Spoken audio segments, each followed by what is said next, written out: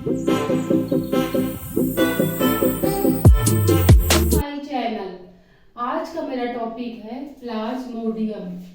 Plasmodium vivax. ये जो Plasmodium vivax होता है वो मलेरिया परजीवी होता है, जो कि आपने सुना होगा कि मनुष्य को, किसी भी मनुष्य को मलेरिया हो गया है या मलेरिया बुखार आ गया है, तो मैं यही बताना चाहूँगी कि ये जो प्लाज्मोडियम वाइवैक्स है ये प्रोटोजोआ का जंतु होता है। ये प्रोटोजोआ फाइलम तथा सब फाइलम इसका स्पोरोजोआ होता है। स्पोरोजोआ मीन्स होता है कि पूर्ण रूप से पैरासाइट एनिमल। तो अभी अपन देख रहे थे कि प्लाज्मोडियम वाइवैक्स क्या है और इसके द्वारा क्या होता है। जैसा कि हमने अभी बताया आपको कि प्लाज्मोडियम वाइवैक्स वह एनिमल होते हैं जिनके कारण मलेरिया हो जाता है। अगर ये सब मतलब इनकी कई प्रजातियां हैं, परंतु मैं यहाँ पर प्लाज्मोडियम वाइवैक्स के बारे में लेती हूँ। प्लाज्मोडियम वाइवैक्स जो होते हैं वो इंट्रासेलुलर परजीवी होते हैं जो मनुष्य में मलेरिया रोग को उत्पन्न करते हैं। प्लाज्मोडियम के कई प्रजातियां हैं, इनमें से 4 प्रजातियां जो हैं वो प्रचलित है। ये 4 प्रजातियां या स्पीसीज जो कि निम्नलिखित प्रकार से मैंने यहाँ पर लिख के भी बताया है। इसमें है प्लाज्मोडियम वाइवैक्स, दूसरा है प्लाज्मोडियम ओवैल, तीसरा है प्लाज्मोडियम मलेरियाई और चौथा है प्लाज्मोडियम फैसिफोर। तो ये जो प्लाज्मोडियम होते हैं बहुत ही कहा जाए कि अद्भुत इनकी लाइफ साइकिल होती है। ये इनकी जो लाइफ साइकिल होती है, ये जीवन चक्र होता है, वो 2 होस्ट में पूर्ण होता है। इनका 2 होस्ट में फर्स्ट होस्ट जो होता है प्राइमरी होस्ट अर्थात मनुष्य या मैन होते हैं और सेकेंडरी होस्ट अर्थात मच्छर या मॉस्किटोज होते हैं। जैसा कि आप समझ गए होंगे कि प्राइमरी होस्ट मीन्स मनुष्य और सेकेंडरी होस्ट मीन्स मॉस्किटोज या मच्छर। अब बोलो, प्लाज्मोडियम जो होते हैं ये 2 होस्ट में तो इनकी लाइफ साइकिल पूर्ण होती है, परंतु एक अदर होस्ट भी होता है जो कि लाइफ साइकिल में इसका यूज नहीं है, परंतु ये जो मलेरिया परजीवी होते हैं अर्थात ये प्लाज्मोडियम होते हैं, तो वो रिजर्वायर के रूप में अपने अंदर शरीर में रख लेते हैं। इसका ये थर्ड होस्ट जो होता है वो होता है मंकी अर्थात बंदर। ये बंदर जो होते हैं इनमें प्लाज्मोडियम यदि किसी तरह से चला जाता है तो वो रिजर्व करके रख लेते हैं, अर्थात यदि मच्छर इनको काटेगा तो वो उसको दूसरे को ट्रांसफर हो जाएगा, परंतु इनको कोई नुकसान नहीं होता है। इनकी ना तो आरबीसी में सेक्सुअल या एसेक्सुअल साइकिल पूर्ण होती है, बस वो प्लाज्मोडियम को रिजर्व की तौर पर रखे रह जाते हैं। अब अपन देखते हैं लाइफ साइकिल इनकी। तो लाइफ साइकिल जैसा कि हमने पहले बताया कि प्राइमरी होस्ट और सेकेंडरी होस्ट 2 होस्टों के बीच में पूर्ण होती है। प्राइमरी जो होस्ट होते हैं मनुष्य होते हैं या मैन होते हैं, जो कि जिसके अंदर एसेक्सुअल साइकिल कंप्लीट होती है, एसेक्सुअल साइकिल कंप्लीट होती है ये। और सेकेंडरी होस्ट जो होते हैं वो मच्छर होते हैं या मॉस्किटोज होते हैं, ऐसे मच्छर जो कि फीमेल एनाफ्लीज होते हैं। ये फीमेल एनाफ्लीज जो होते हैं इनके अंदर सेक्सुअल साइकिल कंप्लीट होती है।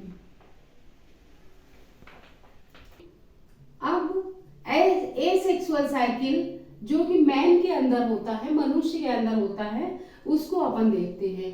तो इसमें निम्नलिखित पॉइंट में इसको अच्छे से समझा जा सकता है। फर्स्ट पॉइंट होता है infection of man, second point इसका है स्पोरोजोइट, थर्ड है लीवर साइजोगोनी, फोर्थ है इरिथ्रोसाइटिक साइजोगोनी और फिफ्थ है फॉर्मेशन ऑफ गैमेटोसाइट। तो जैसे ही गैमेटोसाइट का फॉर्मेशन हो जाता है तो इनकी एसेक्सुअल साइकिल पूर्ण हो जाती है। तो अब हम फिर से देखते हैं कि इन्फेक्शन ऑफ मैन कैसे होता है। इन्फेक्शन इनका मादा एनाफ्लीज मच्छर जो होते हैं उनके लार में ये स्पोरोजोइट रहते हैं। स्पोरोजोइट उन्हीं के शरीर के अंदर बनते हैं और लार में आ जाते हैं। ये मच्छर जब किसी भी मनुष्य को अपने पियर्सिंग सकिंग माउथ के द्वारा काटते हैं तो काटने से उनका खून तो वो चूस लेते हैं और अपने लार की एक बूंद उनके रक्त में भी या ब्लड में मिला देते हैं। तो ये जो इनके अंदर लार में उपस्थित स्पोरोजोइट होते हैं वो मनुष्य के अंदर इंटर कर जाते हैं। इसके बाद अपन ये देखते हैं कि स्पोरोजोइट कैसे होते हैं। सेकेंड नंबर में स्पोरोजोइट जो होते हैं ये तर्कु रूपी, आप इसमें देखिए कि तर्कु रूपी संरचना यानी कि कहा जाए कि हंसिए के समान इनका स्ट्रक्चर होता है, जो कि आकृति होती है, जो कि एक पेलिकिल से घिरी हुई होती है। ये पेलिकिल से घिरे होने के कारण इनमें एपिकल कैप एक अग्र भाग पर दिखाई देते हैं।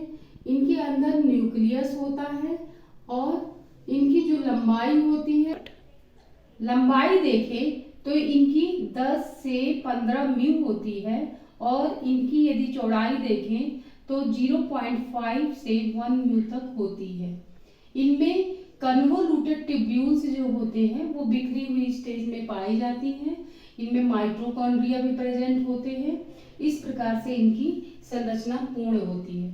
अब इनको यदि स्पोरोजोइट को देखें तो बहुत ही कहा जाए कि स्पीड में ये रिंगलिंग गति करती रहती हैं। ये जैसे ही मच्छर के द्वारा किसी मनुष्य के ब्लड में छोड़े जाते हैं वैसे ही वो आधा घंटे तक उस ब्लड में घूमते रहते हैं और देखते रहते हैं कि उनको लीवर सेल कहाँ पर मिलेगा।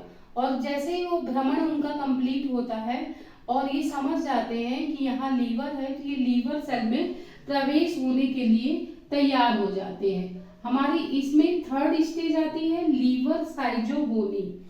ये लीवर साइजोगोनी एक्चुअली में इसमें स्पोरोजोइट का लीवर के अंदर प्रवेश करना होता है।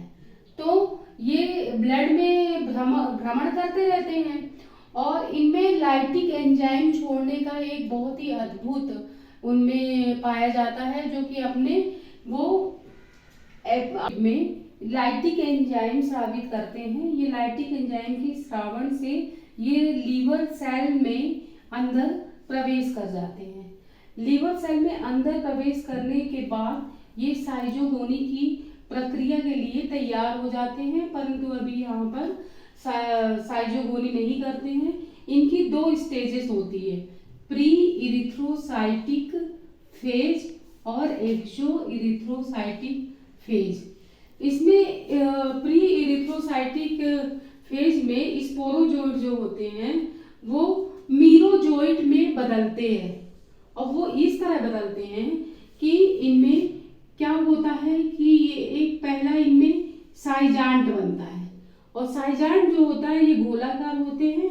इनके जो न्यूक्लियाई होते हैं कुछ इस प्रकार से हजारों डिवाइड हो जाते हैं और जब ये हजारों डिवाइड हो जाते हैं तो ये बाद में इनके जो साइटोप्लाज्म होता है इन सभी न्यूक्लियाई को कुछ इस प्रकार से घेर लेते हैं और घेरने के बाद ये मीरोजोइट में कन्वर्ट हो जाते हैं। जैसे ही ये साइजांट फटता है तो ये मीरोजोइट यहाँ से बन जाते हैं। अब एक्सो इरिथ्रोसाइट जैसे ही मीरोजोइट यहाँ बना, प्री इरिथ्रोसाइटिक फेज में मीरोजोइट बने और ये मीरोजोइट एक्सो इरिथ्रोसाइटिक में ये लीवर सेल से अलग होने लग जाते हैं, अर्थात ये ब्लड में आने लग जाते हैं। 4 इरिथ्रोसाइटिक साइजोगोनी, यहाँ पर 4 इरिथ्रोसाइटिक साइजोगोनी।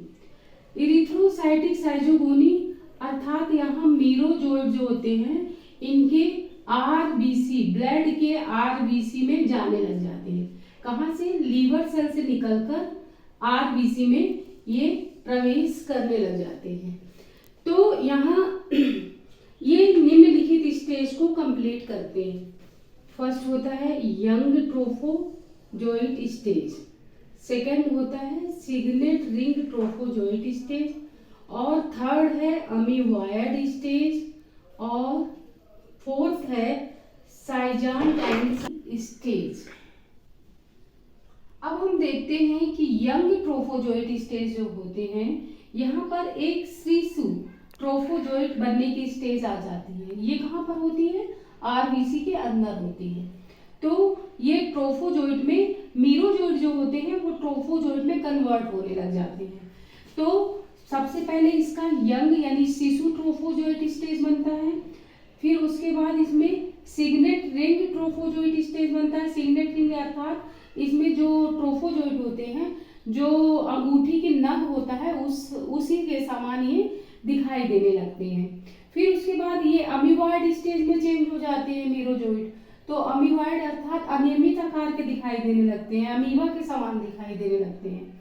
फिर इसके बाद पुनः यहाँ पर अब साइजांट बनता है और साइजोगोनी की प्रक्रिया होती है।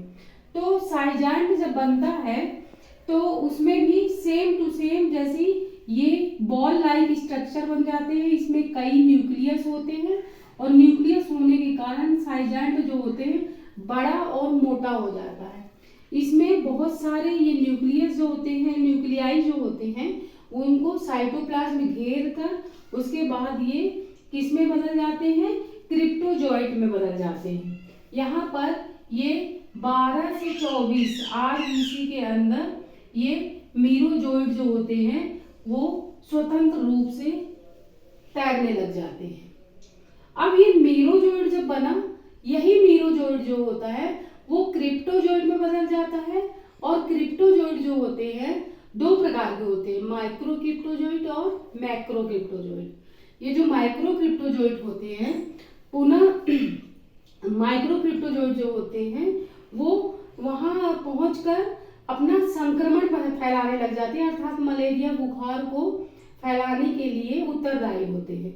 और जो मैक्रो क्रिप्टोजोइट होते हैं वो पुनः ये इरिथ्रोसाइटिक चक्र को पुनः चलाने के लिए उत्तरदायी होते हैं। इस प्रकार से मलेरिया बुखार आना मनुष्य को प्रारंभ हो जाता है, जो कि हर 48 घंटे के बाद आना स्टार्ट हो जाता है।